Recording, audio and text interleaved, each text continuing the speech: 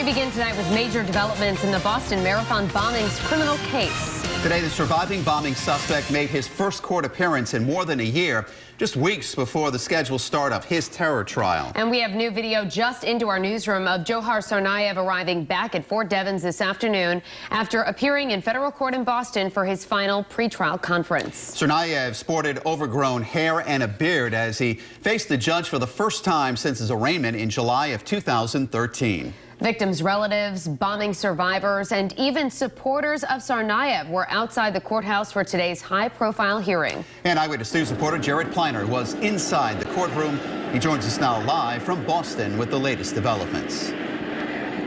Mike Shannon, good evening. The younger and the surviving Tsarnaev brother showing his face before his 4 to 6 month long trial gets underway January 5th, a trial in which death looms a possibility. The convoy carrying 21-year-old marathon bombing defendant Johar Tsarnaev arriving early Thursday at Boston Federal Court for a final hearing before trial. His first court appearance in a year and a half. Tsarnaev's hair dark and overgrown. On his face, a closely kept beard. Tsarnaev repeatedly rubbed his eyes and appeared calm, much improved from his bruised state at arraignment. Something significant out of what was really some final housekeeping. Tsarnaev attorney David Bruck told Judge George O'Toole he intended to ask for another trial delay. The proceeding had been set for November before it was moved to January. Judge O'Toole left several remaining motions unaddressed, including a second defense request to move the trial out of Boston because of heavy media scrutiny. The judge refused to do that back in September. Tsarnaev, who was 19 at the time of the bombings, faces the death penalty if convicted. 4 people were killed in the attack and aftermath, 260 others injured. Survivors, those who investigated the attacks, supporters of Tsarnaev, and a mass of international media, all represented at the South Boston Courthouse Thursday.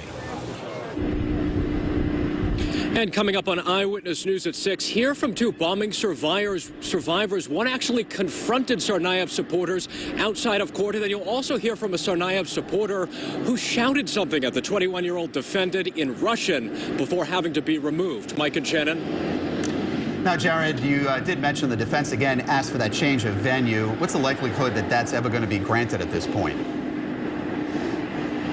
Yeah, Mike, that's a good question. Well, back in late September, Judge O'Toole issued a very full and articulate ruling denying the defense motion for change of venue. And in that, he knocked down its contention that basically this state is far too consumed by the media coverage, that it is tainted, and that would be impossible to pull impartial jurors from. He noted there are some 5 million residents living in the Eastern Division of Massachusetts under the jurisdiction of this district court.